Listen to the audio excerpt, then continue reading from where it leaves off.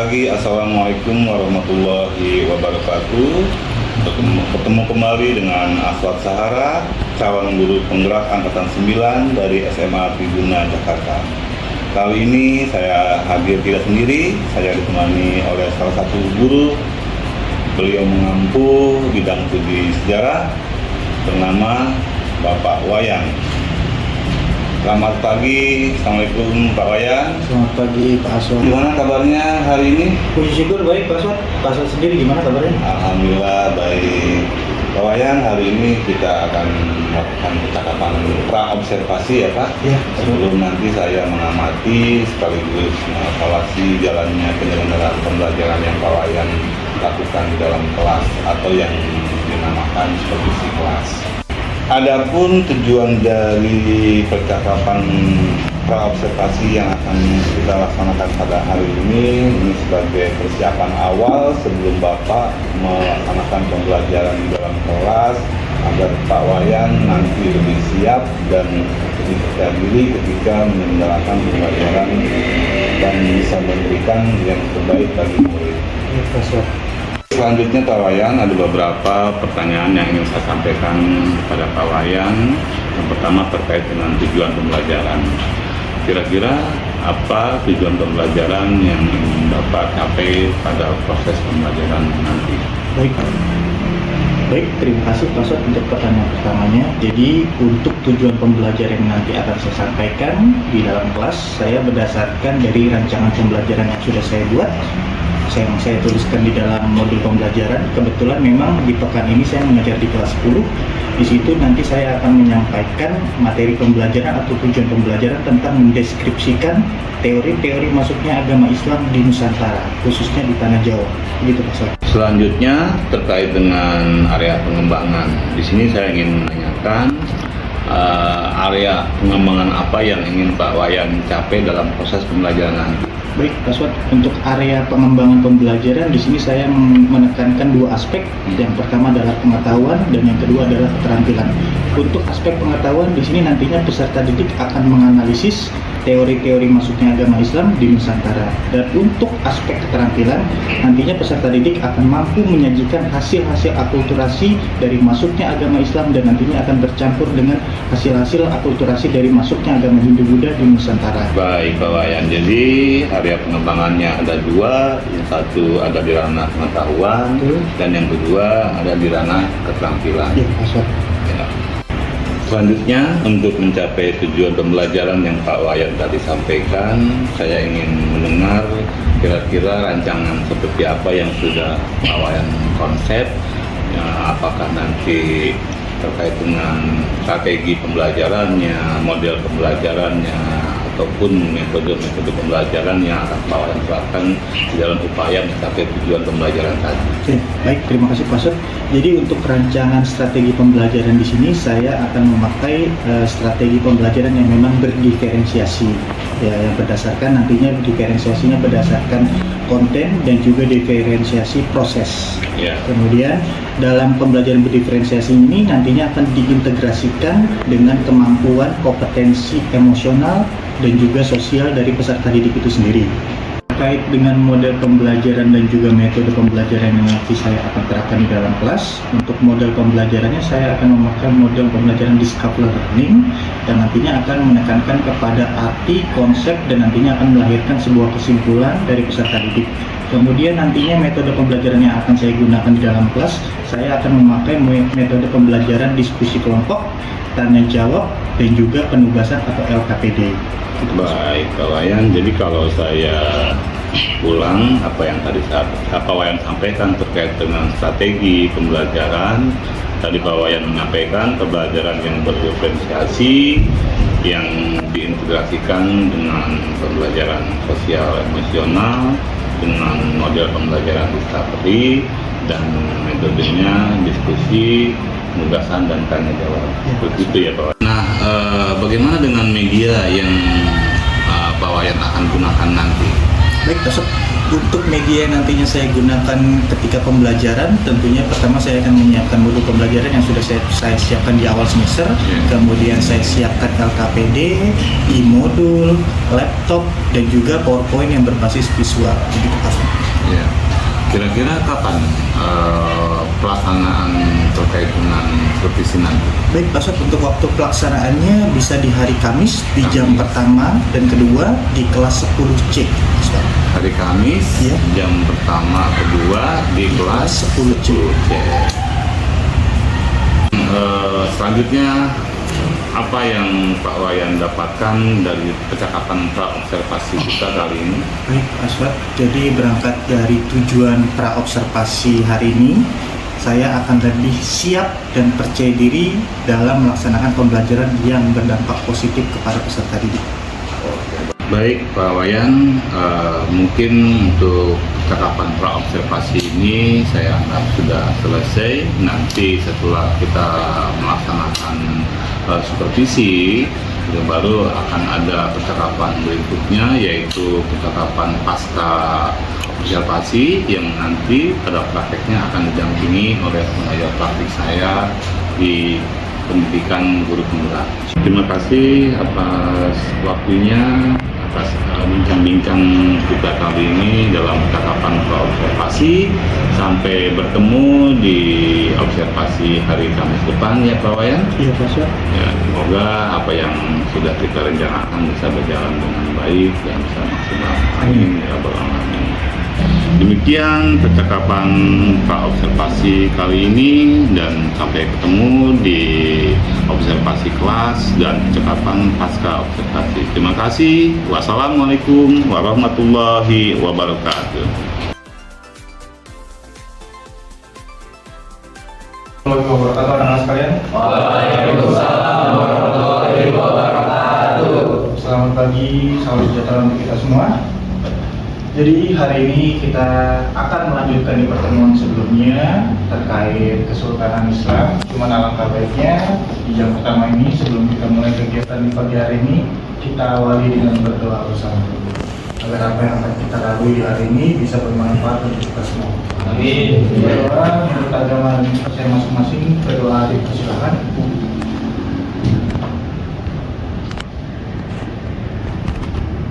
Amin. Selesai. Yes. Baik, sebelum kita mulai pembelajaran pada hari ini, mungkin masih ada yang masih ngantuk atau bahkan punya trouble dari masalah-masalah kemarin yang akhirnya membuat pikiran kita belum tenang, belum siap gitu secara mental dan secara psikis. Di dalam kurikulum Merdeka, terutama dalam kajian guru penggerak ya, itu ada yang namanya metode dalam menenangkan peserta didik melalui lagu-lagu. Nah, nanti Bapak coba putarkan salah satu lagu yang memang bertujuan untuk menyiapkan mental, psikis agar kalian lebih tenang dan lebih siap lagi dalam menerima pembelajaran pada pagi hari ini. Doit lewat.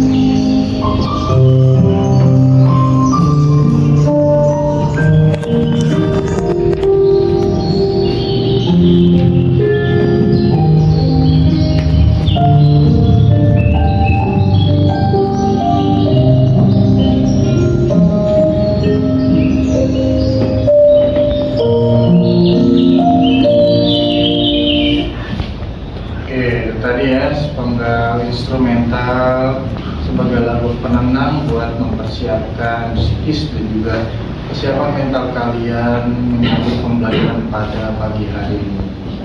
Oke, jadi hari ini Bapak akan sekalian, jadi pembelajaran kita hari ini masih sebenarnya melanjutkan dan ada kaitannya dengan materi sebelumnya. Yang sebelumnya kita bahas itu kan tentang bagaimana teori masuknya agama Hindu-Buddha beserta kerajaan-kerajaan Hindu-Buddha. Kerajaan apa aja Hindu-Buddha waktu itu? Oke, Saudara Asmi, silakan. Tarumanegara, Pak. Tarumanegara. Oke, selanjutnya kerajaan Hindu-Buddha apa lagi? Gozi? Sriwijaya, Pak. Sriwijaya. Oke, good. Siapa lagi yang masih ingat? Oke, Fajar. Kerajaan Kutai, Pak. Kerajaan Kutai. Satu lagi yang belakang? Majapahit, Pak. Majapahit. Oke, satu lagi? Mataram kuno, Pak. Mataram kuno. Oke, lengkap sudah ya.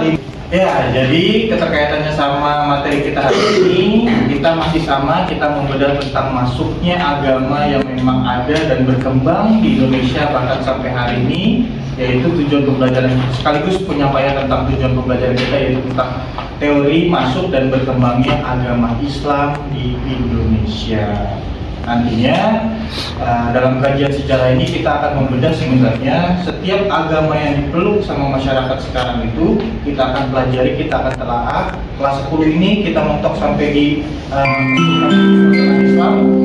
Saatnya jam pertama dimulai.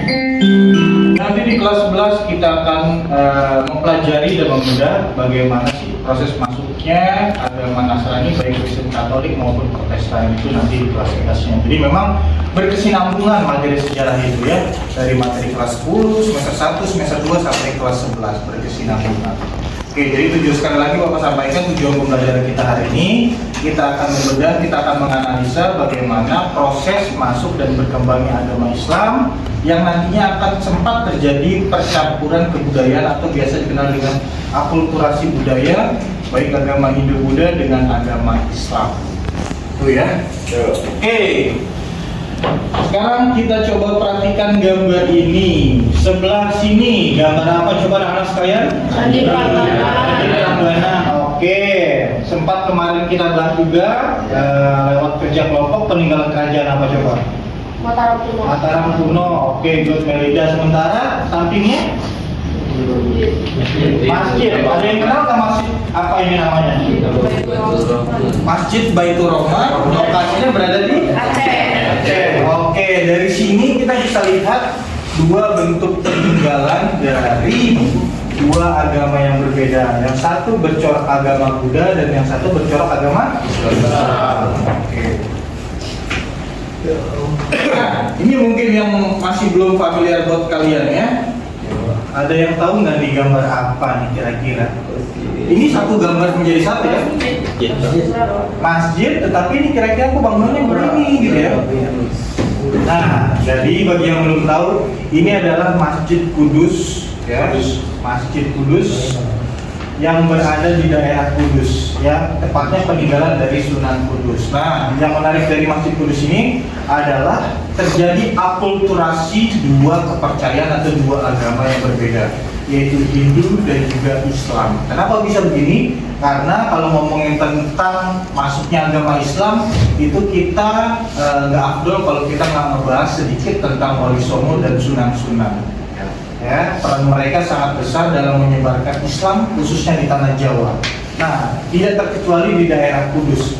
Bagaimana Sunan Kudus itu dengan rekan Sunan Kalijaga memberikan dakwah, ya, memberikan kajian-kajian secara Islam terkait agama Islam, tetapi tetap menghargai masyarakat sekitar yang sudah memeluk agama Hindu terlebih dahulu. Makanya hasil akulturasi dan hasil bentuk toleransinya dituangkan di dalam bangunan yaitu Masjid Kudus ini. Ya, jadi terlihat dua aspek bangunan, yang satu menyerupai masjid, yang satu menyerupai candi. Ya, dan memang diperuntukkannya tetap untuk masjid, hanya sebagai bentuk toleransi antara dua agama yang berbeda. Oke. Lanjut lagi. Nah, coba kita bermain di visual dulu. Kalau yang ini kira-kira gambar apa ini? Kaligrafi. Kalau ini?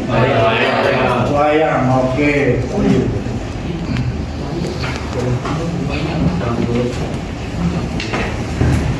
Oke, tadi ini gambar apa anak sekalian? Kaligrafi. Oke, biasa diperuntukkan untuk hiasan baik di rumah maupun di tempat ibadah, musola atau masjid ya. Kemudian yang sebelah sininya wayang. Ya, jadi ini adalah bentuk akulturasi ya antara Hindu Buddha dengan Islam. Nah, kenapa bisa demikian? Karena kalau mau ngomongin kaligrafi itu tentang bagaimana penyampaiannya beberapa surat, biasanya ya beberapa ayat yang dituangkan dalam bentuk kaligrafi. Kemudian ini juga sebagai metode untuk memperkenalkan agama Islam kepada masyarakat pribumi. Sementara kalau yang di sini wayang ini juga bisa mempromosikan atau memperkenalkan gitu ya, bisa dibilang dua agama secara langsung. Karena kalau udah ngomongin wayang biasanya ada yang berperan sebagai dalang. Ya kan? Dalam itu nanti yang menyampaikan cerita-cerita atau pesan-pesan dalam pewayangan tersebut, biasanya tentang kerajaan-kerajaan Hindu Buddha, kemudian tentang Ramayana ya, atau misalkan tentang pesan-pesan moral dalam setiap kehidupan manusia. Nah, itu bisa dituangkan dalam pewayangan. Nah, ini adalah hasil bentuk akulturasi antara agama Hindu dan juga agama Islam. Bisa berupa tadi masjid yang menyerupai bangunan candi ya, Masjid Kudus, kemudian ada beberapa peninggalan kayak misalkan contohnya di luar dari gambar-gambar ini, kayak contohnya ada makam. Nah, itu makam juga sebagai bentuk peninggalan agama Islam ya. Oke, selanjutnya. Nah, di sini kita akan melihat tentang bagaimana proses masuk dan juga berkembangnya agama Islam di Nusantara. Nah, sebelum kita ngebahas tentang ini lebih lanjut, kita harus tahu nih perbedaan secara mendasar antara agama Islam dengan agama Hindu. Ya, kalau ngomongin tentang sistem pemerintahannya, ada punya spill? Nah, kita ngomongin tentang sistem pemerintahannya aja. Kalau di Hindu, sementara kalau ini di Islam, sistem pemerintahnya kalau di Hindu pakai apa dia? Ya betul, apa? Kerajaan. Ya, yang tadi udah kalian sebutin itu ya. Kemudian kalau gelar pemimpinnya bergelar raja. Oke. Sementara kalau udah ngomongin Islam, berarti sistem pemerintahannya berubah menjadi kesultanan. Ya, contoh kesultanan yang masih ada sampai hari ini, tahu saudara apa? Ini kemarin sempat ketika pilpres calon-calonnya menyambangi salah satu wilayah yang masih menerapkan sistem kesultanan. Ya, Jakarta, Sultan Yogyakarta. Oke. Kemudian kalau untuk pemimpinnya bergelar sultan. Nah, inilah ya perbedaan paling mendasar dulu antara Hindu Buddha dengan Islam. Karena nanti polanya kita akan sama. Kalau di Hindu Buddha kita akan membedah kerajaan-kerajaan, baik kerajaan Kutai, Mataram Kuno dan lain sebagainya. Sementara kalau di Islam kita akan membedah kesultanan. Mulai dari Kesultanan Aceh, tadi contohnya Masjid Baitur Rahman, kemudian Kesultanan Demak dan yang lain-lainnya. Nah, itulah pengantar buat kita sebelum nanti kita masuk ke materi terkait bagaimana sih agama Islam yang sekarang ini menjadi agama mayoritas di Indonesia, padahal masuknya masuknya lebih lama atau belakangan dibandingkan agama Hindu dan Buddha. Nah, itu nanti kita lihat bagaimana caranya mereka menyebarluaskan agama Islam ini sampai hari ini bisa berkembang dari Sabang sampai Merauke. Itu yang akan kita bedah pada pagi hari ini. Oke, next.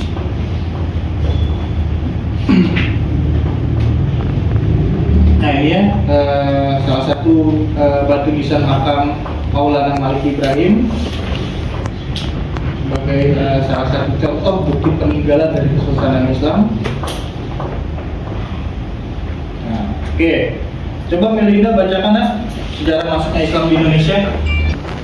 Sejarah singkat masuknya Islam di Indonesia. Peninggalan Nabi Agung Muhammad SAW tepatnya pada 632 Masehi silam.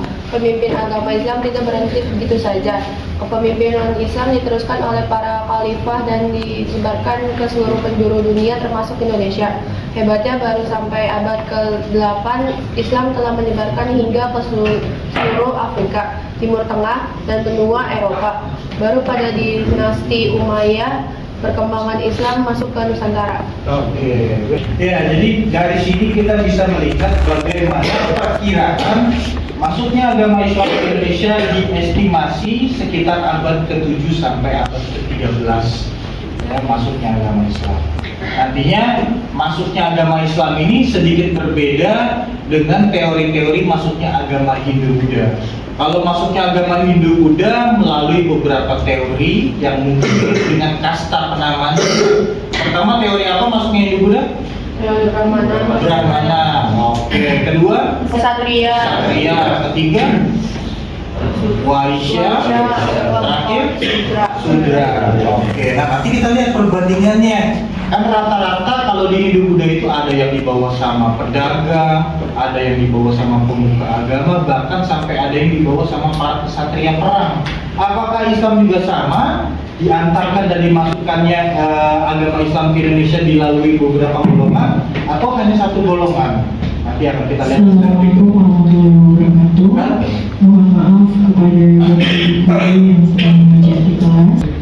Oke, selanjutnya di sini kita bisa lihat ya bagaimana masuknya agama Islam ini memang diperuntukkan atau ditekankan dibawa sama para pedagang-pedagang.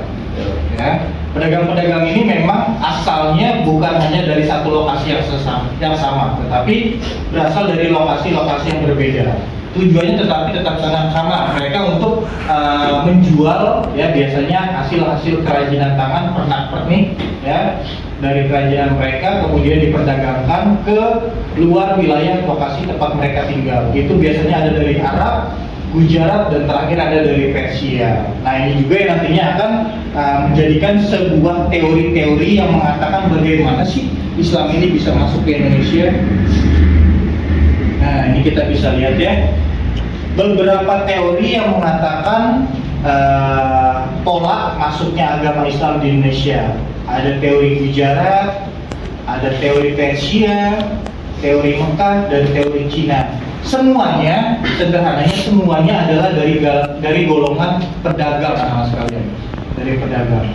Nah, pedagang ini yang memang berbeda lokasinya, berada di Gujarat, Persia, Mekah sampai ke Cina. Nah, otomatis ketika mereka melakukan perdagangan atau mobilitas sosial, mereka kan nggak mungkin 1-2 hari aja sampai di Nusantara, apalagi perkembangan teknologi nggak secanggih zaman sekarang ya. Ibaratnya naik pesawat beberapa hari dari Arab gitu misalkan atau dari Cina bisa sampai di Indonesia bisa cepat. Kalau dulu hanya mengandalkan teknologi apa biasanya? Kapal. Betul, kalian mobil juga belum ditemuin ya, mobil motor gitu. Bayangin aja abad ke-8 ya. Abad ke-8 perkembangan teknologi hanya mengandalkan kapal, dan kapalnya juga nggak secanggih kapal-kapal sekarang ya. Masih sangat konvensional sekali. Nah, mereka melakukan sama. Kayak ngomongin tentang contohnya ada hal menarik. Contohnya kalau orang dulu ya melakukan umroh atau naik haji gitu ya menggunakan kapal itu bisa berbulan-bulan sekalian. Kalau sekarang udah pasti naik pesawat ya.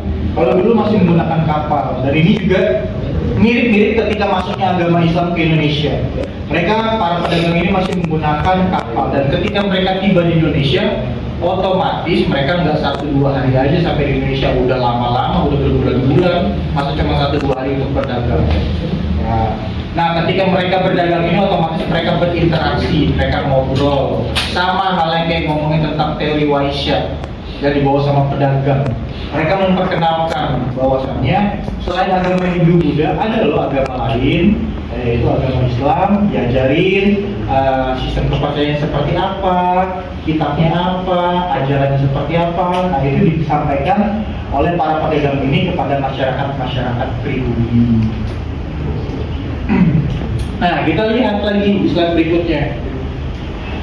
Nah, setelah masuknya agama Islam ini, apakah hanya bersumber di satu wilayah, gitu ya? Apakah nanti akan tersebar secara sendiri? Nah, ini dibantu oleh beberapa faktor. Jadi di slide berikutnya kita akan melihat faktor-faktor yang menyebabkan atau faktor-faktor pendorong yang menyebabkan agama Islam ini bisa tersebar luas. Nah, kita lihat. Faktor pertama adalah perdagangan. Coba kakak bacakan. Baik. Perdagangan. Letak Indonesia yang sangat strategis di jalur perdagangan di masa itu membuat Indonesia banyak disinggahi para pedagang dunia, termasuk pedagang muslim. Banyak dari mereka yang akhirnya tinggal dan membangun perkampungan muslim. Tak jarang mereka juga sering mendatangkan para ulama dari negara asal mereka untuk berdakwah. Hal inilah yang diduga memiliki peran penting dalam penyebaran ajaran Islam di Nusantara. Oke. Faktor penyebar luasan agama Islam paling pertama adalah perdagangan, ya. Jadi selain orang-orang dari Arab, Persia, dan Gujarat ini melakukan perdagangan dengan menjual hasil kerajinan tangannya, dia juga biasanya memiliki ketertarikan terhadap sumber daya alam dari Nusantara atau dari Indonesia sendiri, yaitu adalah rempah-rempah sekalian. Nah, rempah-rempah inilah yang nantinya akan menjadi primadona, ya, komoditas alam inceran orang-orang Eropa. Nah, orang-orang Eropa yang pernah menjajah Indonesia itu kan banyak ya negaranya, bukan hanya Belanda, apalagi selain Belanda, Portugis, Spanyol, Inggris, ya, Jepang juga dari kawasan Asia. Nah, mereka ini ngincar rempah-rempah ini tadi. Yang begitu pun para pedagang ini, tetapi para pedagang dari Arab ini bukan dalam konteks penjajah. Nanti konteks kolonialisme, penjajahan itu kita nyambungnya di kelas 11. Nah, ini buat tambahan materi aja.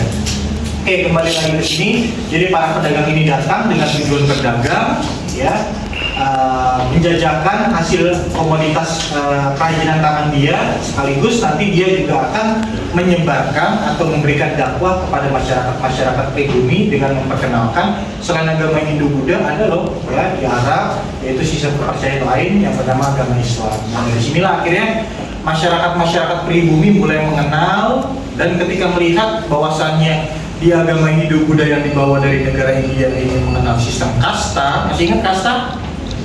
Apa tuh kasta tuh? Iya, tingkatan status sosial seseorang. Jadi orang itu dipandang secara status sosial. Nah, itu kalau kita tarik ke zaman sekarang udah nggak enak berteman dengan orang-orang yang mandang secara ekonomi, secara status sosial udah pasti nggak punya teman tuh. Tapi itu berlaku dulu, apalagi ketika masa-masa agama Hindu-Buddha ketika awal-awal datang ke Indonesia. Nah, itu berbeda dengan ketika masuknya agama Islam. Di Islam tidak mengenal sistem kasta. Nah, inilah yang akhirnya salah satu poin yang menyebabkan ketertarikan masyarakat pribumi bergeser atau pindah agama, ya, sederhananya, bahasa sederhananya, yang tadinya Hindu-Buddha kemudian akhirnya memeluk agama Islam. Faktor kedua yang menyebabkan agama Islam ini tersebar ke seluruh Nusantara adalah perkawinan. Ya, coba Fajar, baca Jar. Dua, perkawinan. Penduduk lokal beranggapan bahwa pedagang muslim ini adalah kalangan yang berpandang, sehingga banyak penguasa pribumi yang menikahkan anak mereka dengan pedagang muslim. Sebagai syarat, sang gadis harus memeluk Islam terlebih dahulu. Hal inilah yang diduga memperlancar penyebaran ajaran Islam. Oke, nah faktor lainnya yang memudahkan agama Islam ini akhirnya tersebar adalah perkawinan. Ya, apalagi kalau kita tarik di masa sekarang ini memang belum disahkan ya undang-undang tentang pernikahan yang memang beda agama. Masih belum ada sama sekali. Tapi memang di luar negeri, contohnya di Amerika Serikat, ini diperbolehkan pernikahan beda agama. Tapi kalau di Indonesia belum ada. Jadi memang ketika pasangan ini berbeda agama, salah satu harus memeluk agama yang memang harus sama. Nah, ini juga sama ya, perkawinan. Jadi para pedagang-pedagang muslim ini ketika mereka singgah di Indonesia dalam kurun waktu yang cukup lama, mereka otomatis ibaratnya kenal dengan penduduk-penduduk lokal. Ya, dari situlah mungkin timbul rasa dan segala macamnya. Akhirnya para pedagang-pedagang Arab ini menjalin hubungan dengan penduduk-penduduk pribumi. dan akhirnya sampai ke jenjang pernikahan. Nah, salah satu syaratnya adalah ketika masyarakat ini ada yang misalkan belum memeluk kepercayaan atau bahkan sudah memeluk kepercayaan Hindu atau Buddha, mereka diharuskan pindah ke agama Muslim sebagai syarat dalam pernikahan atau perkawinan. Nah, dari sinilah sebagai salah satu faktor yang menyebarluaskan agama Islam. Jadi ketika masyarakat pribumi ini menikah gitu ya dengan pedagang Arab, otomatis dia agamanya berubah mengadop menjadi agama Islam. Dan ketika sudah punya keturunan, otomatis keturunan juga akan sama, ya, ngikutin orang tuanya beragama Muslim juga. Nah, itu faktor kedua, yaitu adalah perkawinan. Kita lihat faktor ketiganya. Oke, faktor ketiga adalah pendidikan. Coba Gia, bacakan Gia.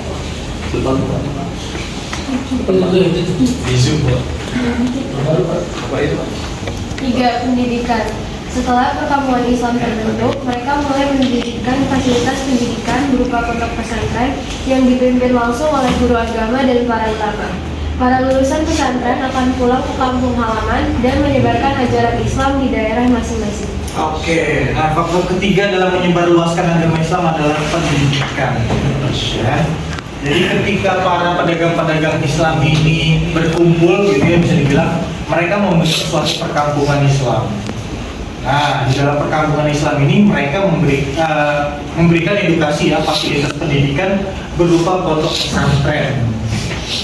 Inilah menjadi salah satu proses penyebaran agama Islam. Mereka mengundang para masyarakat sekitar, ya, lingkungan sekitar, dan memperkenalkan kajian-kajian terkait pendidikan agama Islam. Dari sinilah akhirnya masyarakat ilustrasinya seperti ini, ya, ilustrasinya seperti ini. Akhirnya dengan mereka berdakwah dan memberikan kajian-kajian kultum agama, dari sinilah akhirnya masyarakat sekitar mengenal bagaimana ajaran-ajaran dari agama Islam dan akhirnya memeluk agama Islam. Nah, di sini biasanya kajian-kajian pendidikan ini bisa dilakukan oleh para sunan, para wali, ya, khususnya di tanah Jawa dalam yang memang mempunyai tugas untuk menyebarluaskan agama Islam.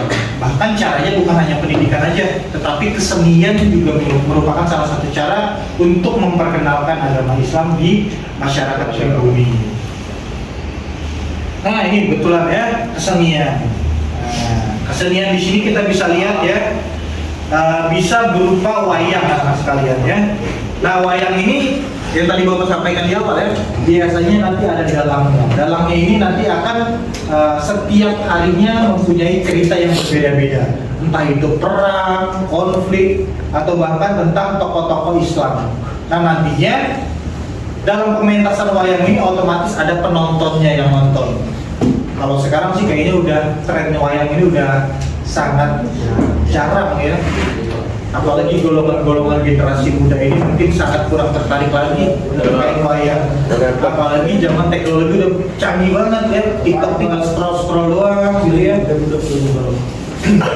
Bahkan mungkin warisan budaya ini udah luntur, ya, bisa dibilang. Padahal dulu ini merupakan proses atau cara untuk memperkenalkan agama Islam, ya, lewat pewayangan.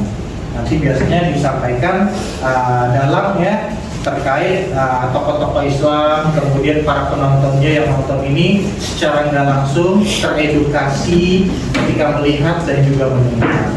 Nah, ini salah satu peranan kesenian dalam menyebarluaskan agama Islam. Oke. Nah, kita belum masuk dulu ke Samudra Pasai, ya. Ini adalah salah satu contoh kesultanan dari Islam, ya. Kesultanan Samudra Pasai, ada Kesultanan Aceh, Kesultanan Demak, dan lain sebagainya. Kesultanan Cirebon juga, ya. Nantinya ini berbarengan juga dengan masuknya orang-orang Eropa ke Indonesia di materi kelas 11 semester 1. Oke, nah itu tadi, ya, materi kita terkait teori masuknya dan berkembangnya agama Islam di Indonesia. Nah, kira-kira hal unik apa aja yang sudah kalian petik dalam pembelajaran pagi hari ini? Siapa yang mau berargumen? Jadi di pagi hari ini, hal unik yang saya pelajari tentang proses masuknya dan berkembangnya agama Islam dibawa oleh pedagang Arab.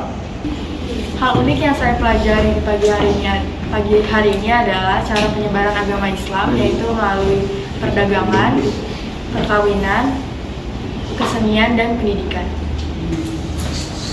Oke, untuk pertemuan berikutnya kita akan memakai metode tanya jawab dan juga diskusi kelompok. Maka dari itu nanti kita buat sekitar 5 kelompok ya. Jumlah murid sekarang ada berapa? 20 pas.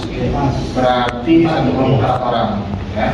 4 orang, silakan kalian bentuk kelompoknya dan harus ada laki-laki dan perempuan dalam satu kelompok. Nah, jadi jangan pilih-pilih, Pak ini sama sini aja. Bapak pilih aja Pak. Atau Bapak mau yang pilih aja Pak.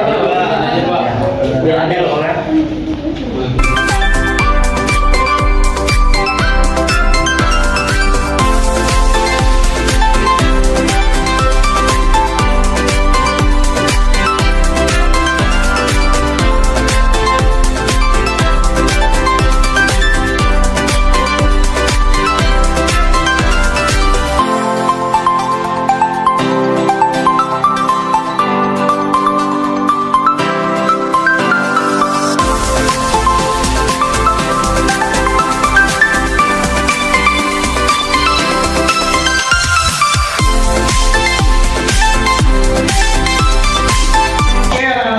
Kita udah di penghujung pembelajaran. Jadi sebelum Bapak tutup dan Bapak akhiri, Bapak ingin meminta perwakilan salah satu murid untuk meresume materi apa aja sih yang sudah kita pelajari pada pertemuan pagi hari ini. Sekarang Bapak minta dari Saudari Melinda. Hari ini saya dan teman-teman saya mengkaji teori masuknya agama Islam melalui perdagangan bahasa Arab, Persia, Gujarat beserta proses persebaran agama Islam dimulai pada abad ke-7 melalui perdagangan, perkawinan, pendidikan, dan kesenian. Oke, terima kasih Saudari Melinda untuk resumenya yang sangat bagus terkait pembelajaran kita hari ini. Betul tadi yang sudah disampaikan. Jadi hari ini kita mempelajari tentang bagaimana teori-teori masuknya agama Islam, dan kita bisa membandingkan teori-teori masuknya agama Islam yang terlebih dahulu dari abad 1 sampai abad 3 yang sudah dahulu masuk ke Nusantara dan nantinya disusul dengan masuknya agama Islam yang nanti diperkirakan sekitar abad ke-8 sampai abad ke-13 melalui perdagangan yang dibawa oleh para pedagang dari berbagai daerah yaitu Arab, Persia, Gujarat, bahkan sampai ke Cina. Nah, itulah materi kita hari ini. Semoga bisa bermanfaat untuk kita semua. Kita sampai lagi nanti di pertemuan minggu depan berikutnya yang akan kita bedah, yaitu tentang kesultanan Islam, mulai dari Kesultanan Samudra Pasai, Aceh, Cirebon, bahkan sampai Yogyakarta. Dan nanti kita akan memakai metode diskusi dan juga tanya jawab. Bahkan nanti kalau bisa kita pakai metode problem based learning atau yang berbasis masalah. Oke, Bapak rasa cukup ya materi kita pada pagi hari ini. Semoga bermanfaat untuk kita semua. Bapak akhiri, wassalamualaikum warahmatullahi wabarakatuh. Waalaikumsalam warahmatullahi wabarakatuh. Thank you semuanya.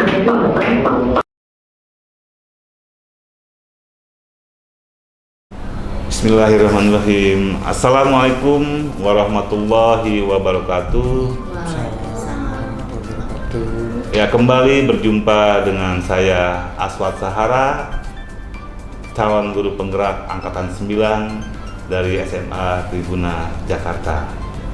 Pada kesempatan ini saya tidak sendiri, saya didampingi oleh yang pertama adalah pengajar praktik saya di pendidikan guru penggerak.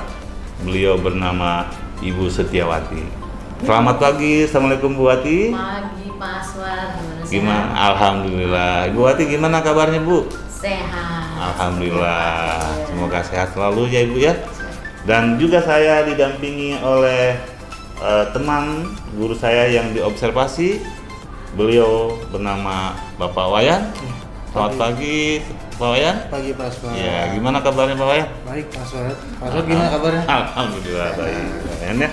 Baik, kali ini ya kita sengaja bertemu di tempat ini dalam rangka percakapan pasca observasi.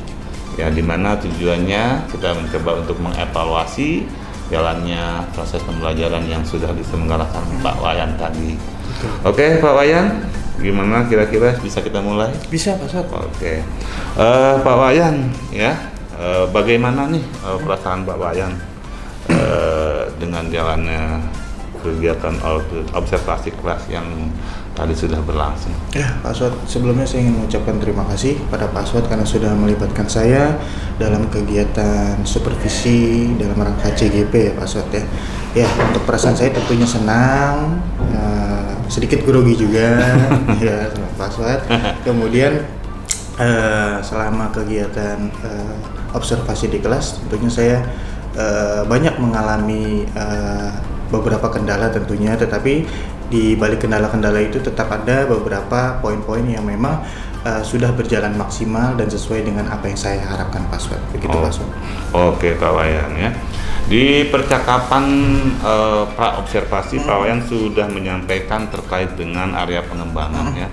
Kalau kita ulang lagi, area pengembangan yang Pak Wayan ingin capai itu ada di aspek pengetahuan dan keterampilan. Boleh saya mendapatkan gambaran bagaimana perasaan Pak Wayan gitu kan ketika berusaha gitu kan mencapai area pengembangan itu, apakah sudah sesuai dengan ekspektasi atau belum? Ya, baik, terima kasih Pak Aswad. Untuk area pengembangan di sini saya memang betul memakai ranah pengetahuan dan juga keterampilan. Khusus untuk pengetahuan, puji syukur sudah tersampaikan dengan baik kepada peserta didik. Cuman memang berangkat dari tadi pertanyaan pertama tentang kendala-kendala yang saya alami itu ada di ranah keterampilan. Ya, maksudnya di sini kendala yang saya alami adalah ketika saya pembelajaran di kelas menyampaikan materi dan segala macamnya, itu memang ada beberapa peserta didik yang memang belum maksimal untuk melakukan atau menerima pembelajaran di kelas. Jadi kompetensi yang saya berikan kepada anak masih belum merata. Baik, berarti catatannya ada di ranah keterampilan yang belum merasa sesuai dengan ekspektasi. Ya, tadi kira-kira faktornya ya yang perasaan Pak Wayan ketika mengatakan tidak puas itu karena faktor apa gitu? Ya, jadi mungkin yang saya lihat sepengamatan saya di dalam kelas yang saya Pak Aswad observasi itu di 10C, kalau saya lihat dari peserta didiknya mungkin karena memang pembawaan karakter dari peserta didiknya pertama satu, kedua mungkin dari perasaan peserta didik yang memang masih belum mempunyai tanggung jawab untuk belajar di kelas. Kemudian faktor lainnya ada juga mungkin rasa egois dari peserta didik yang memang masih belum memiliki kepercayaan untuk bisa menerima apapun masukan materi dari bapak ibu gurunya yang nantinya akan mengajar di kelas. Itu pas pengamatan saya. Jadi ada 3 faktor ya hasil identifikasi Pak Wayan terkait dengan tidak berjalannya gitu kan proses pembelajaran dari ranah keterampilan secara maksimal tadi. Oke, sudah terbayangkah oleh Pak Wayan kira-kira untuk mencari solusinya seperti apa? Iya, sudah Pak Aswad, sudah terbayang di benak saya untuk mencari solusi di balik kendala-kendala yang saya temui kemarin.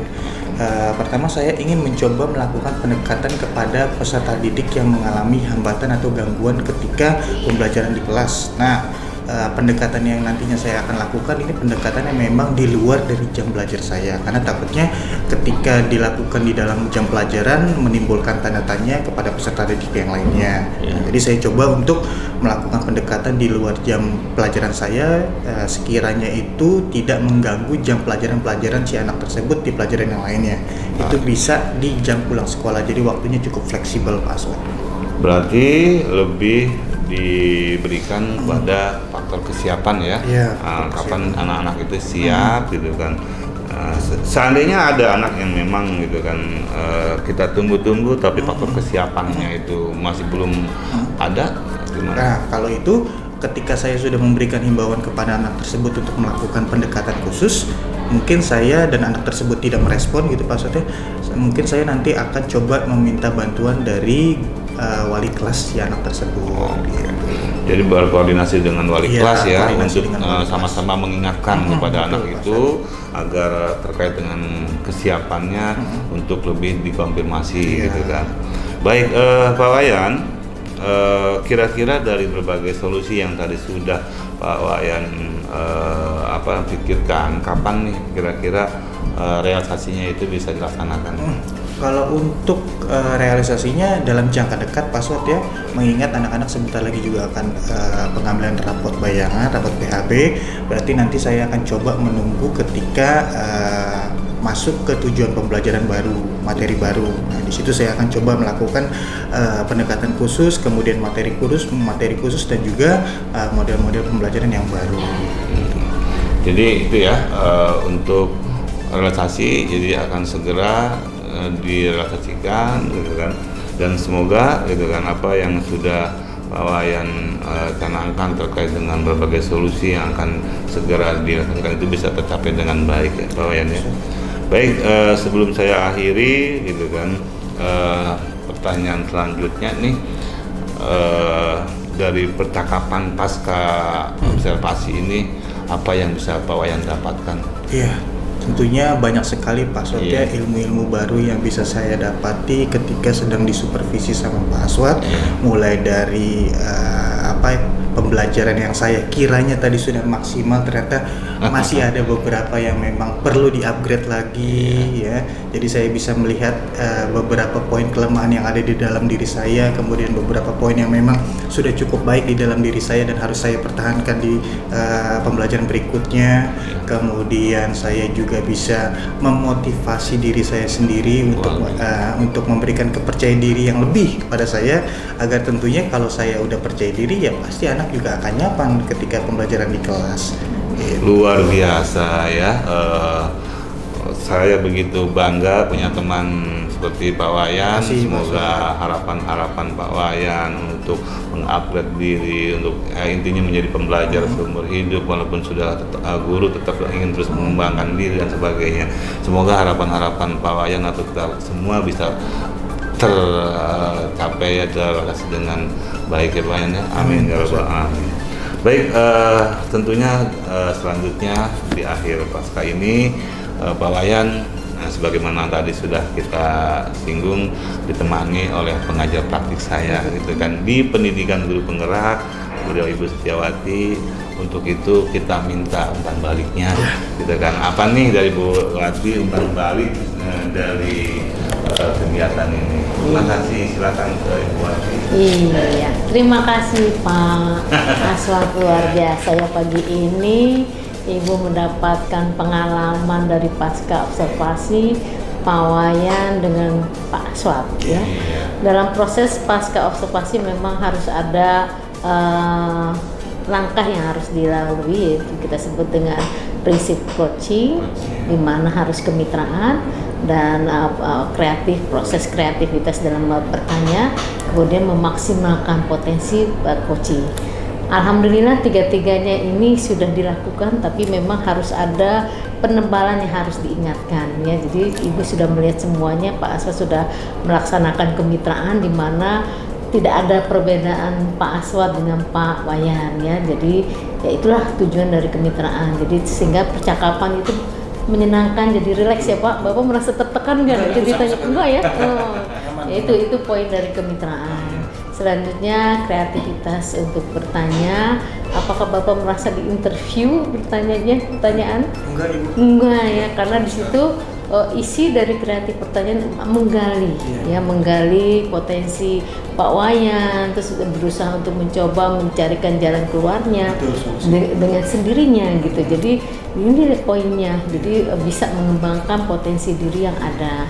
Sehingga ketika tahap terakhir adalah bagaimana cara menyelesaikan permasalahan, Pak Wayan pun sudah bisa memberikan, yaitu akan memberikan waktu kesempatan kepada anak-anak ya untuk lebih memfokuskan atau lebih meningkatkan kompetensi pembelajaran sejarah tersebut dengan waktu ya ini disinilah yang harus ditekankan kapan dilaksanakan.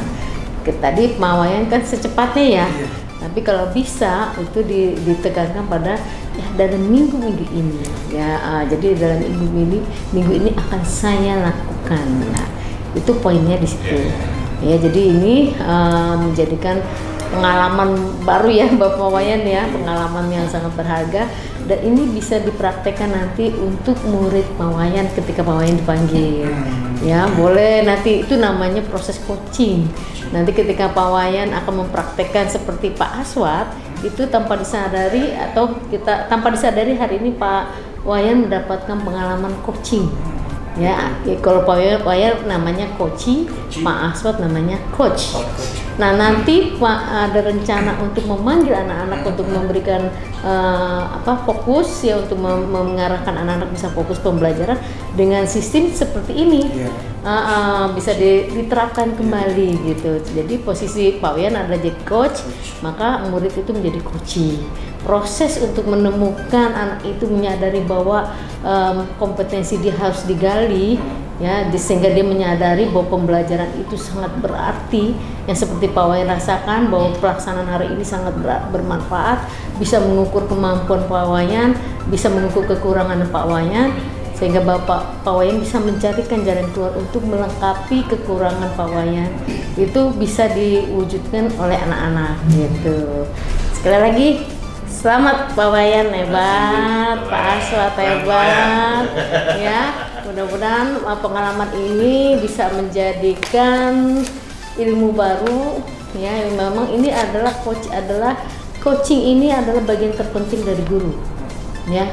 Dari guru itu harus punya kemampuan mengcoaching, bagaimana bisa mengeksplor motivasi kemampuan anak. Jadi bisa terbuka ya, bisa berkembang, padahal anak sebenarnya mampu, cuman karena tidak ada yang memberikan motivasi, membuatkan semangat, dia itu akan tertutup kembali. Maka dengan proses coaching itu anak-anak yang mempunyai motivasi dan semangat baru itu bisa termunculkan gitu. Karena proses